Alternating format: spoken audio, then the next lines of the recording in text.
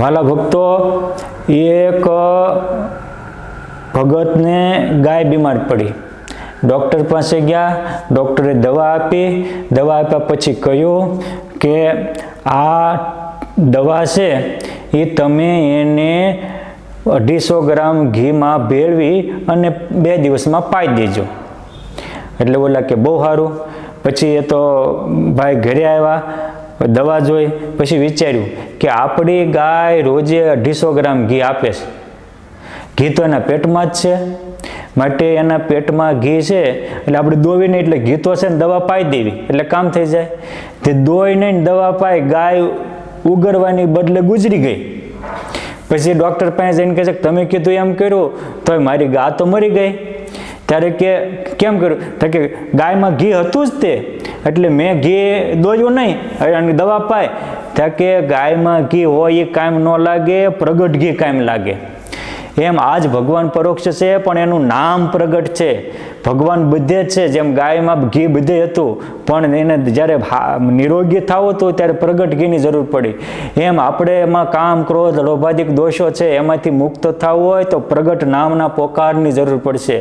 લાખ મણ દારૂનો ઢગલો હોય ને એક દિહાળી મૂકો, બધો દારૂ ઢગલો હળગી જાય. એમ આપણામાં ગમે એટલા દોષો હોય, કામ હોય, ક્રોધ હોય, લોભ હોય, માન હોય, પણ સ્વામિનારાયણ સ્વામિનારાયણ સ્વામિનારાયણ આ ઊંચા સ્વરેથી ધૂન ઉપાડી મૂકવી, બધા દોષો ભાગી જાય અને અંતર નિર્મળ થઈ જાય. એટલે લખ્યું છે કે ષડાક્ષરી મંત્ર મહાસમર્થ, જેથી થશે સિદ્ધ સમસ્ત અર્થ. ષડાક્ષરી મંત્ર મહાસમર્થ છે અને તમામ અર્થને સિદ્ધ કરનારો છે.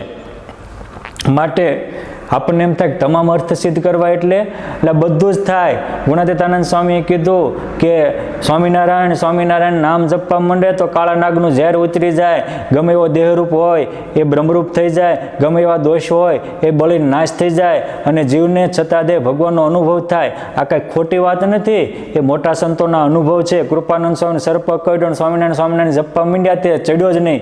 માહિતીતાનંદ સ્વામી ધ્વાલેરામાં કામ કરતા સર્પ કડ્યો કે મંદિરમાં લઈ જાઓ, મંદિર લઈ ગયા, સ્વામિનારાયણની ધૂન કરી, તે સર્પનું ઝેર ઉતરી ગયું. મારે કહેવાનું એ છે, આપણે તો એટલું જ જાણીએ છીએ કે સ્વામિનારાયણના નામથી કાળા નાગનું ઝેર ઉતરે. ના ના ના, મારા બાપ, સમસ્ત અર્થ સિદ્ધ થાય. એક ભાઈએ મોટી ફેક્ટરી ચાલુ કરી, કરોડો રૂપિયાથી જાપાનથી લાવેલા, 18 દી હાલીને ફેક્ટરી બંધ થઈ ગઈ. પછી તો મૂંઝવણીમાં આવ્યા કે શું કરવું.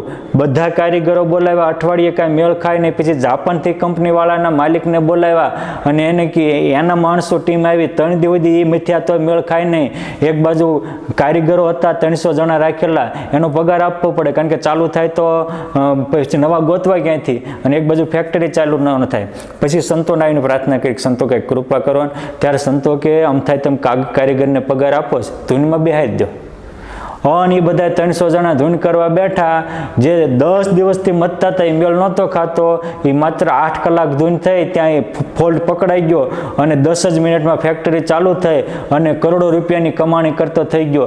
અરે બાપ, અટકેલા મશીન પણ સ્વામિનારાયણના મંત્રના જાપથી એને ખોટક્યારો જડી જાય, મશીનો ચાલુ થઈ જાય.